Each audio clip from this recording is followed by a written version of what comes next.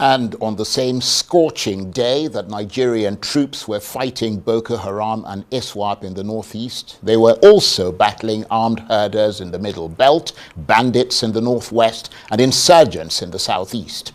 And as fighting continues to rage on multiple fronts, so is the army stretched to the limit. And now, with the north central region erupting again, as well as the resurgence of fighting in the northeast, where everyone thought Boko Haram had been neutralized, Nigeria's military is being pulled deeper into internal conflicts, placing an enormous strain on its capabilities. So with all these crises brewing, Nigeria's Defense Chief, General Christopher Musa, has become the first top official to publicly suggest building a defense wall across Nigeria's borders and fencing the country in.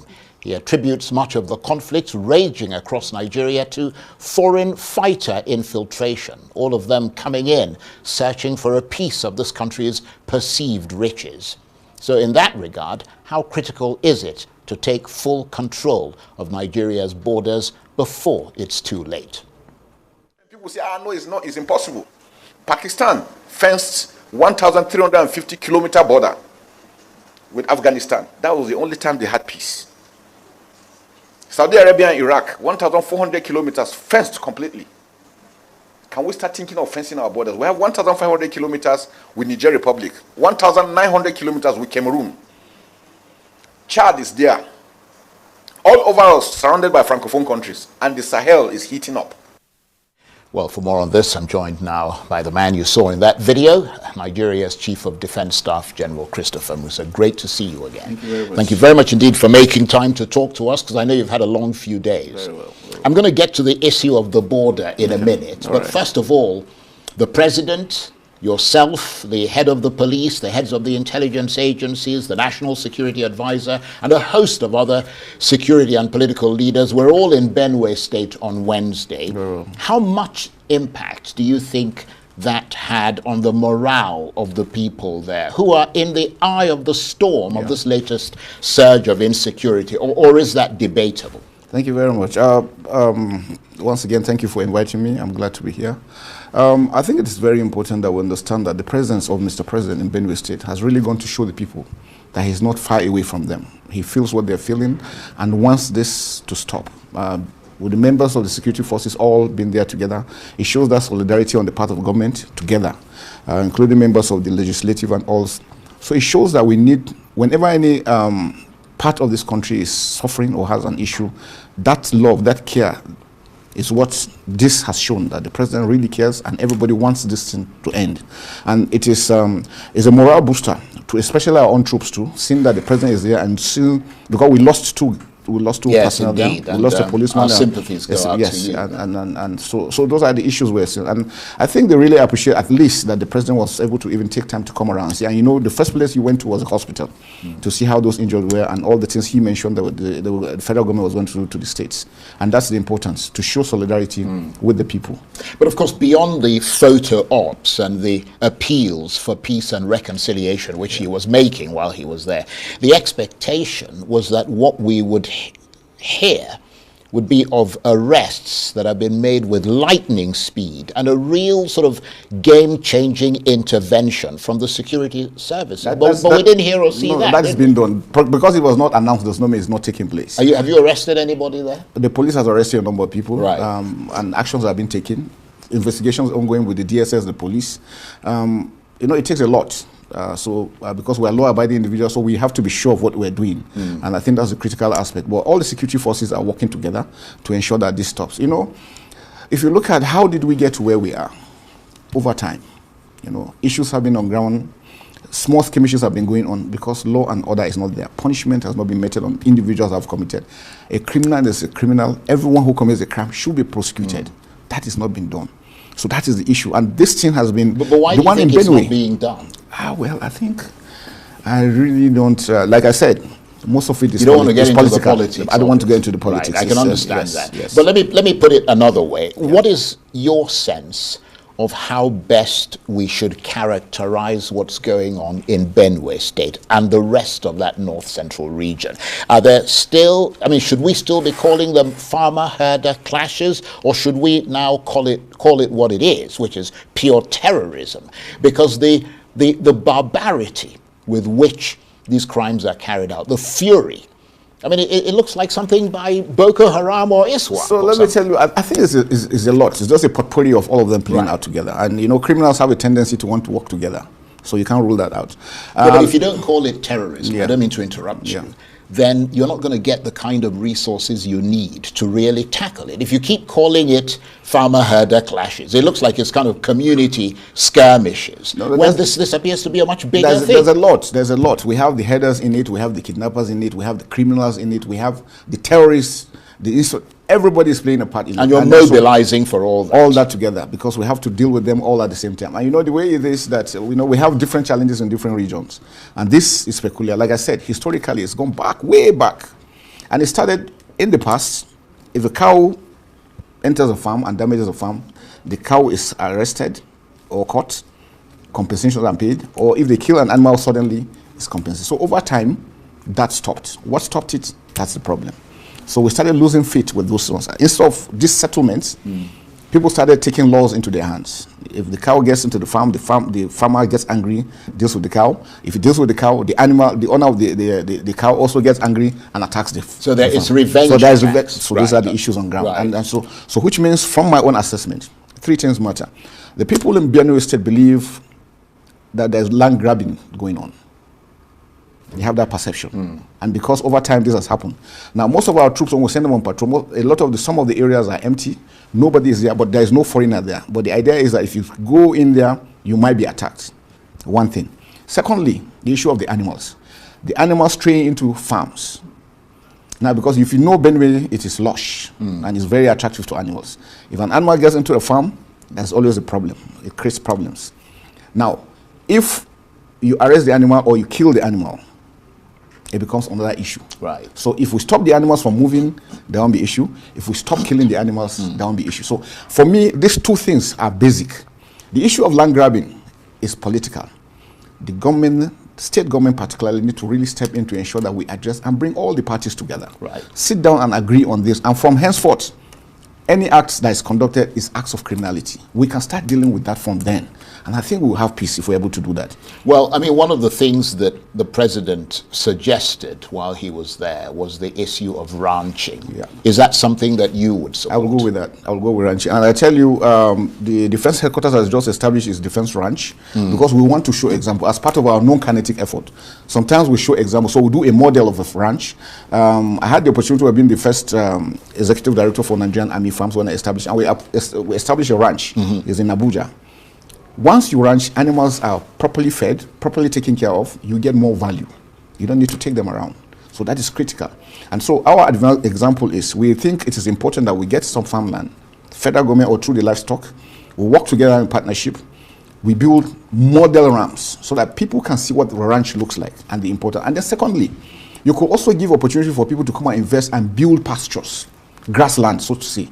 Because the animals need this grass. So if you provide that and you stop them from moving around to enter into farms, this conflict will stop. And then gradually confidence, because as it is now, confidence has been lost. Both parties don't see eye to eye.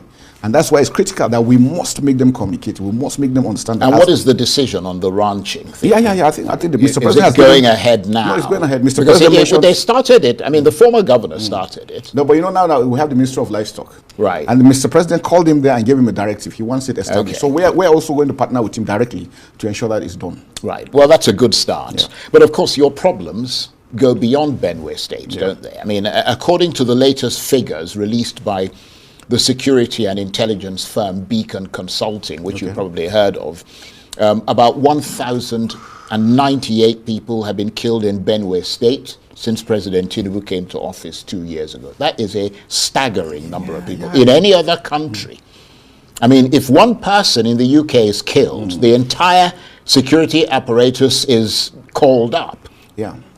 1,800 people 1,098 people, have been killed in Benue State since President Tinubu came to office 2 years ago. But even Borno State is even worse.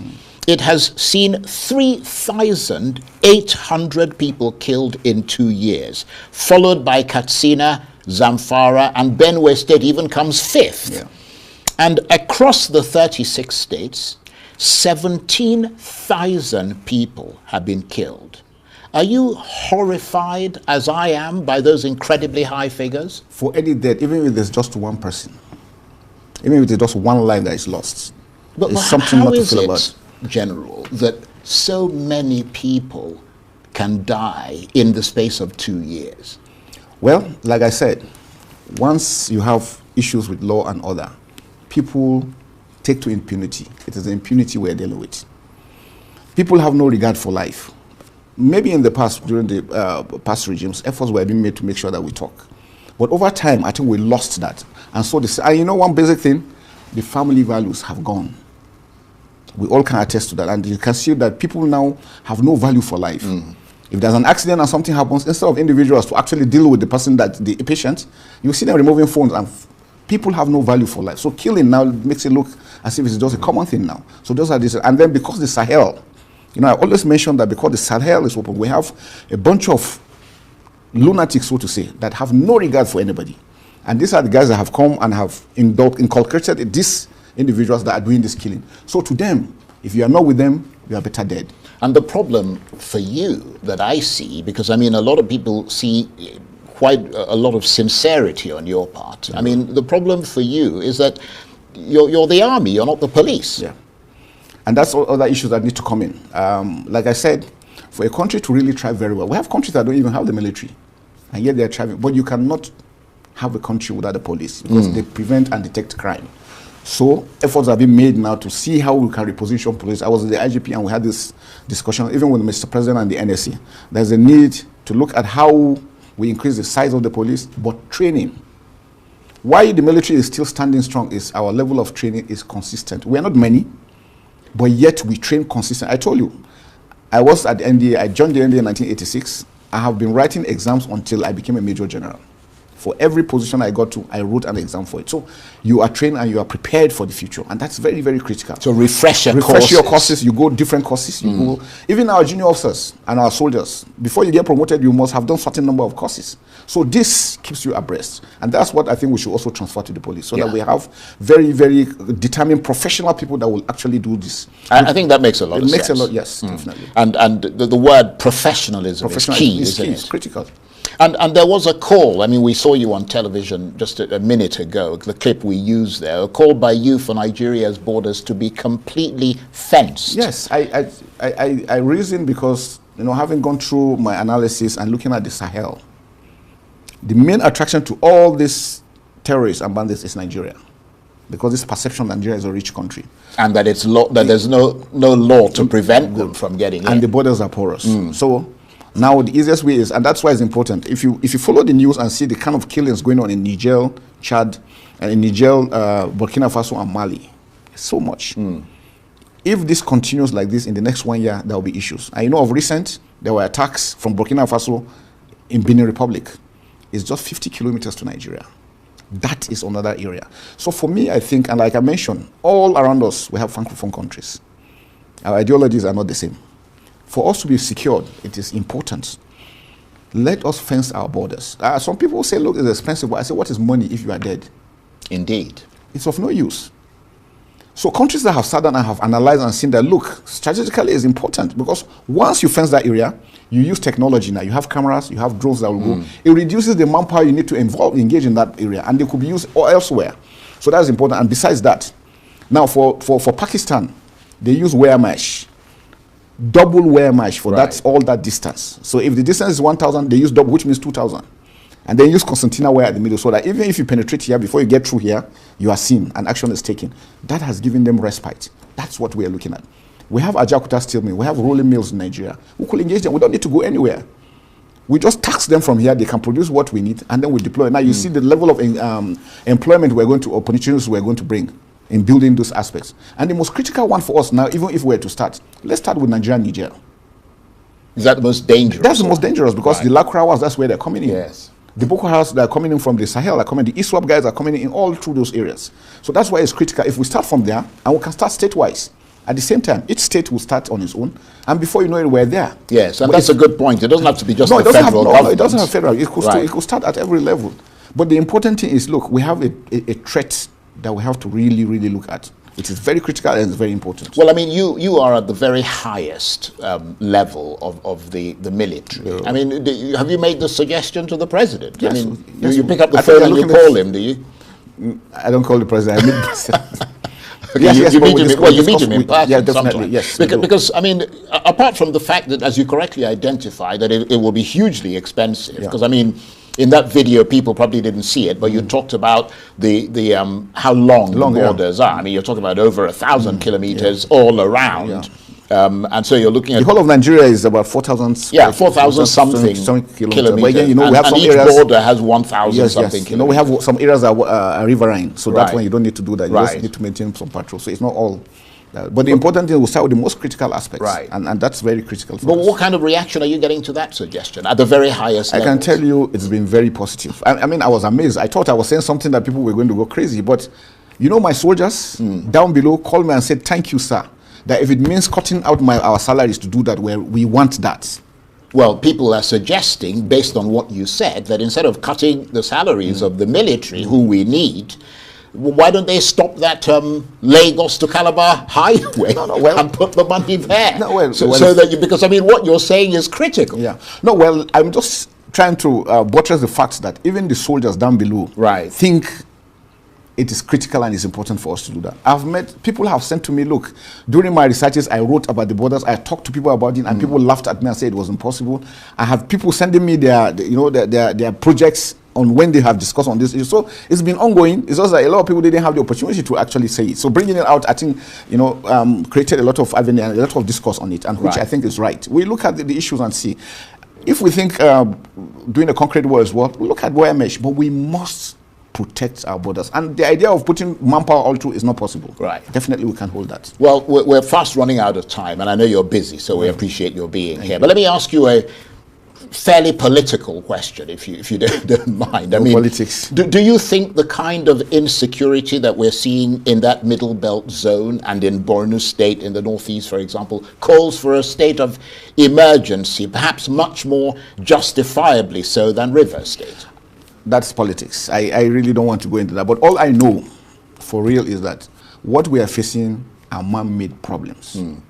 If man is ready to solve them, there wouldn't be problems. So it is for us to really look at these things sincerely, sit down and address them. Talking together to each other, we will find solution to what's going on. And it's not difficult. Yeah, and as you're looking at people, I mean, groups like Boko Haram and ISWAP, which seem to be resurgent, whereas in the recent past, one of the things we're told is that the groups were fighting each other and killing themselves.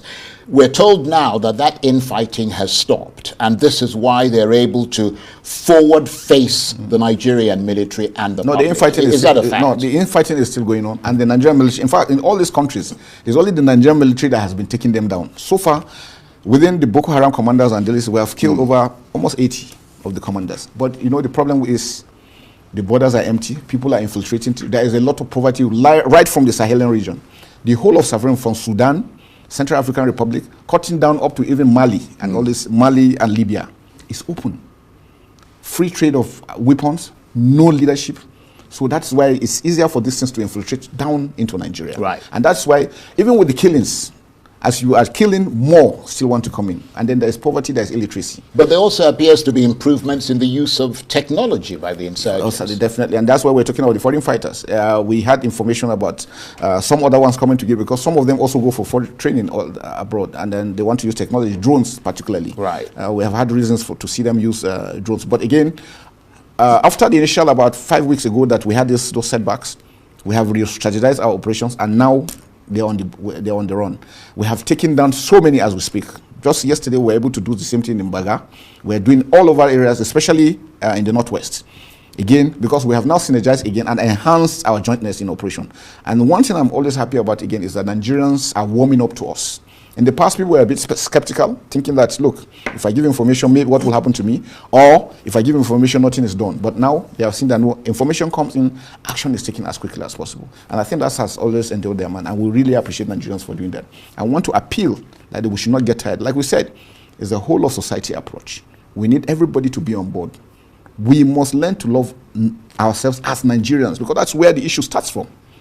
We must learn to love our country, because I had a media chat and I was telling the media men, the idea of that it seems somehow that when a soldier is killed, we celebrate it. When we kill a terrorist or a bandit, nothing is being said. So the soldier that is doing this is asking questions. Then what am I doing here? I'm sacrificing my family, sacrificing everything. I showed a small clip, I think we'll show it later, on what troops go through. One of the soldiers that was there couldn't talk because the bullet pierced through, and so he doesn't have his vocal cord anymore. And so those are the issues we're talking about. Nigerians must love that. Even with this, what's going on, we must love ourselves, we must love our country, we must support our government, and then we must support our armed forces. Encouragement is very critical.